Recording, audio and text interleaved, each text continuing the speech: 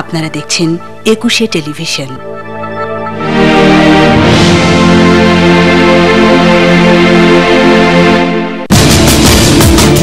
জনশক্তি রপ্তানি বাড়লেও কমছে না হয়রানি আর ভোগান্তি, প্রতিকার চান ভুক্তভোগীরা।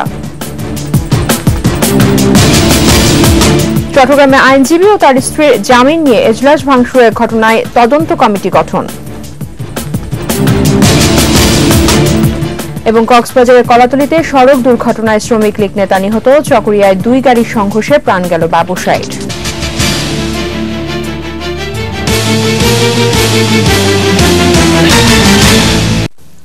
শুনছিলেন ফার্স্ট সিকিউরিটি ইসলামী ব্যাংক লিমিটেড সংবাদ শিরোনাম। ২১-এর চট্টগ্রাম সংবাদে আপনাদের প্রত্যেককে আমন্ত্রণ জানাচ্ছি আমি তাজনুল আজাবিন। বাড়তি শুরু করেছে চট্টগ্রাম থেকে জনশক্তি রপ্তানি। সৌদি আরব, মালয়েশিয়া সহ বিভিন্ন দেশে 1 বছরের ব্যবধানে এই খাতে রপ্তানি বেড়েছে প্রায় 13,000। তবে এখনো কমেনি হয়রানি। জেলা জনশক্তি ও কর্মসংস্থান অফিসে গিয়ে হয়রানি আর ভোগান্তির শিকার হতে হচ্ছে বিদেশগামীদের। বিপ্লব মজুমদারের ক্যামেরায় রিপোর্ট করছেন হাসান ফেরদৌস। চট্টগ্রামের জনশক্তি ও কর্মসংস্থান ব্যুরোর কার্যালয় বিদেশগামীদের নিবন্ধন, আঙ্গুলের ছাপ গ্রহণ, ছাড়পত্র প্রদান সহ বিদেশগামীদের সহায়তা দেওয়ার কথা এই প্রতিষ্ঠান থেকে। এজন্য রয়েছে আলাদা আলাদা কক্ষ, কিন্তু এই দৃশ্যই বলে দিচ্ছে সেবার নমুনা। ভোগান্তিতে পড়তে হচ্ছে নাম নিবন্ধন কিংবা আঙ্গুলের ছাপ দিতে এসেও। সারাদিনটা টাইম ছিল, কিন্তু 3টার সময় বন্ধ করে দিছে। আমরা যখন জিজ্ঞেস করলাম তখন বলতেছে আমাদের ব্যবহার এগুলো। সাড়ে 3টার দিকে আসি, আধা ঘন্টা আরো টাইম ছিল, কেন এখন দাঁড়িয়ে দিতেছ? আমরা 3-4 জন, প্রায় 8 জন লোক ছিলাম ওখানে, সবাইকে গালাগালি করে বাইরে করে দিয়েছে। আমরা চলে গেছিলাম। আমার ফিঙ্গারিং দিতে বলছে, তো ওই জন্য এখন ফিঙ্গারিং দিতে আসছি। ওনারা গুরুত্ব দেয় না কেন? ওনার এইখানে কোনো কাগজপত্র উনি করে নাই, শুধু মৌখিকের মধ্যে চলে যায়। অভিযোগ করে প্রতিকার নয়, মেলে দুর্ব্যবহার। এমন আচরণের দৃশ্য ধরা পড়ে ২১শে টেলিভিশনের ক্যামেরায়। পরে দুর্ব্যবহারের কথা স্বীকারও করেন ওই কর্মকর্তা। আমরা কিসে যাচ্ছেন, কিভাবে যাচ্ছেন, কে দিচ্ছে, কি বিষয়? আপনার ফ্রি বিষয় বলতে কোনো বিষয় নাই। তবে কেন এই হয়রানি, এ নিয়ে ক্যামেরার সামনে কথা বলতে রাজি নন দায়িত্বপ্রাপ্ত কর্মকর্তা। পরিসংখ্যান বলছে 2016 সালে জনশক্তি রপ্তানি হয়েছে 7,57,000। এর মধ্যে চট্টগ্রাম থেকে বিদেশ গেছেন 45,800 জন। 2015 সালে এই সংখ্যা ছিল 32,500। জনশক্তি রপ্তানির এই ধারাবাহিকতা বজায় রাখতে হয়রানি বন্ধের দাবি জানিয়েছেন বিদেশগামীরা। হাসান ফেরদৌস, ২১শে টেলিভিশন, চট্টগ্রাম।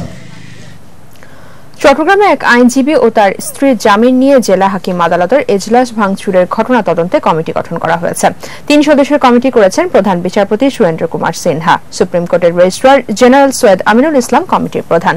আরও আছেন হাইকোর্ট বিভাগের অতিরিক্ত রেজিস্ট্রার সাব্বির ফয়েজ ও চট্টগ্রামের senior judicial magistrate Hussain Mahmud Reza. সকাল থেকে কমিটি তদন্ত শুরু করেছে। বুধবার বিকেলে আইনজীবীর জামিন নিয়ে চট্টগ্রাম মুখ্য মহানগর হাকিম আদালতে আইনজীবীদের বিক্ষোভ ও এজলাস কক্ষে ভাঙচুরের ঘটনা ঘটে।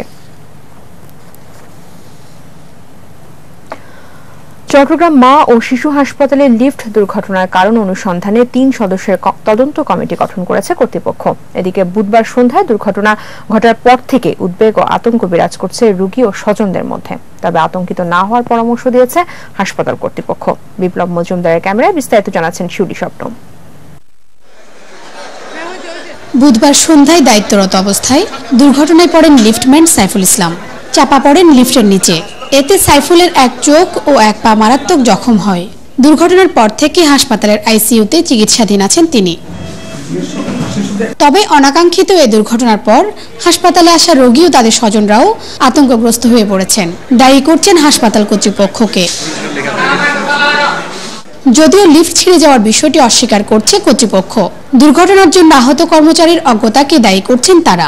1 নম্বর লিফটে কিন্তু তখন বন্ধ অবস্থায় ছিল। কি কারণে সে 1 নম্বর লিফটটাতে গেল তাও আমরা জানি না। অতি উৎসাহী এটা ঠিক করতে গিয়ে এ ধরনের দুর্ঘটনা ঘটাতে পারে বলে আমাদের মনে হয় আর কি। এদিকে দুর্ঘটনার কারণ অনুসন্ধানে 3 সদস্যের তদন্ত কমিটি গঠন করা হয়েছে। আমাদের কাউকে না জানিয়ে সে কেন তার কর্মরত লিফট ছেড়ে ওই লিফটে গেল, সে তদন্ত কমিটি করে দিয়েছে। তদন্ত কমিটি সত্য বা আসলে কি ঘটেছিল সেটা বের করতে পারবে আশা করি আমরা। তবে ভবিষ্যতে এই ধরনের দুর্ঘটনা এড়াতে হাসপাতাল কর্তৃপক্ষকে আরো দায়িত্বশীল হওয়া উচিত বলে মনে করছেন রোগী ও তাদের স্বজনরা। শিউলি শবনম, ২১শে টেলিভিশন, চট্টগ্রাম।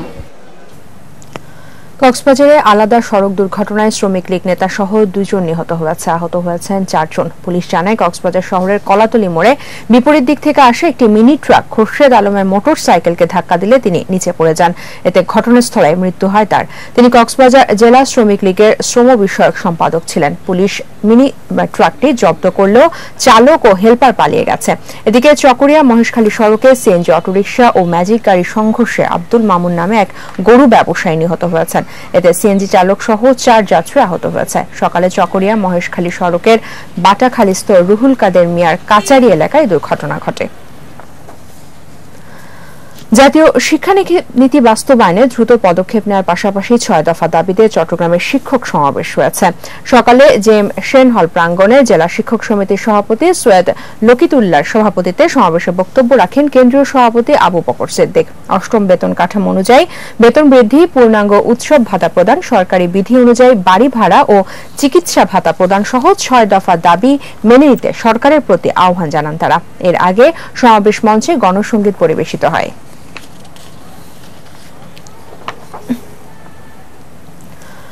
রাঙ্গামাটিতে অন্য সম্প্রদায়ের একজনকে বিয়ে করায় অপহরণের শিকার হয়েছিলেন বলে জানিয়েছেন জ্যোৎস্না চাকমা। সকালে রাঙ্গামাটি প্রেস ক্লাবের সংবাদ সম্মেলনে তিনি এই অভিযোগ করেন। জ্যোৎস্না চাকমা আরও বলেন, তাকে ইউপিডিএফ এর সহযোগী সংগঠন যুব পরিষদের কর্মীরা অপহরণ করে নির্যাতন চালায়, পায়ে ও গলায় শিকল পরিয়ে রাখে বলেও জানান তিনি। 2 মাস বন্দী থাকার পর পালিয়ে এসে সেনাবাহিনীর সহায়তায় স্বামী অপু চন্দ্র সিংহের কাছে ফিরে যান জ্যোৎস্না। অপহরণকারীদের দৃষ্টান্তমূলক শাস্তি ও পরিবারের সদস্যদের নিরাপত্তার দাবি জানিয়েছেন জ্যোৎস্না চাকমা ও তার স্বামী।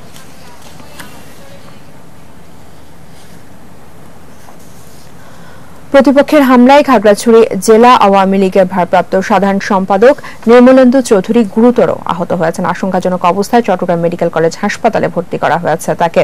খাগড়াছড়ি নারিকেল বাগান এলাকায় কয়েক যুবক নির্মলেন্দুকে মারধর করে পালিয়ে যায়। আহত অবস্থায় স্থানীয়রা তাকে খাগড়াছড়ি সদর হাসপাতালে নিয়ে যায়। পরে অবস্থার অবনতি হওয়ায় চট্টগ্রাম মেডিকেল কলেজ হাসপাতালে স্থানান্তর করা হয় নির্মলেন্দুকে। জেলা আওয়ামী লীগের বহিষ্কৃত সাধারণ সম্পাদক জাহিদুল আলম ও তার সহযোগীরা হামলার সঙ্গে জড়িত বলে অভিযোগ করেছেন নির্মলেন্দু চৌধুরীর অনুসারী নেতাকর্মীরা। এই ঘটনায় শহরে বিক্ষোভ মিছিল হয়েছে। বর্তমান সরকার চট্টগ্রামে উন্নয়ন সহ গ্রামীণ এলাকায় অবকাঠামো নির্মাণে কাজ করছে বলে জানিয়েছেন সংসদ সদস্য এম এ লতিফ। সকালে চট্টগ্রামের পাঠানটুলিতে শীতার্ত ও দরিদ্রদের মধ্যে শীতবস্ত্র বিতরণ অনুষ্ঠানে তিনি একথা বলেন। এই সময় পাঠানটুলি এলাকার প্রায় 2000 মানুষের মধ্যে কম্বল বিতরণ করা হয়। চট্টগ্রামে উন্নয়নের স্বার্থে পাড়ায় মহল্লায় দলকে সুসংহত করার আহ্বান জানান তিনি। অনুষ্ঠানে অন্যান্যের মধ্যে উপস্থিত ছিলেন স্থানীয় ওয়ার্ড কাউন্সিলর আব্দুল কাদের সহ দলীয় নেতারা। খাগড়াছড়ি, মানিকছড়ি, রামগড় ও গুইমারা উপজেলার 8টি ইউনিয়নে 1500 দরিদ্র মানুষের মধ্যে কম্বল বিতরণ করেছে সেনাবাহিনী। সকালে মানিকছড়ি কলেজ মাঠে Guimara region commander brigadier general Mohammad Kamruzzaman ও খাগড়াছড়ি পার্বত্য জেলা পরিষদ চেয়ারম্যান কংজরি চৌধুরীর উপস্থিতিতে কম্বল বিতরণ করা হয়। সেনাবাহিনীর সিন্দুকছড়ি জোনের উদ্যোগে দরিদ্র পাহাড়ি বাঙালিদের মধ্যেই কম্বল বিতরণ করা হয়। এই সময় সিন্দুকছড়ি জোন অধিনায়ক, মানিকছড়ি উপজেলা চেয়ারম্যান ও ইউএনও সহ বিভিন্ন পর্যায়ের ব্যক্তিরা উপস্থিত ছিলেন।